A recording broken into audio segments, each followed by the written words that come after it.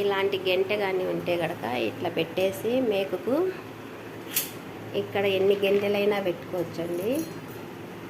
గోకుల్ స్టాండే ఉండని అవసరం లేదు. ఇలా ఎన్ని గెంటెలైనా పెట్టుకోవచ్చు.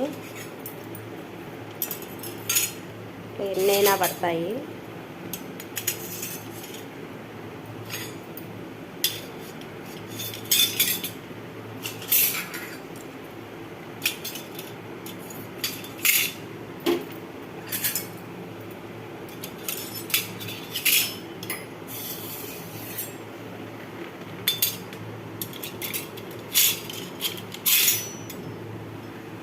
ఇట్లా పెట్టుకోవచ్చు.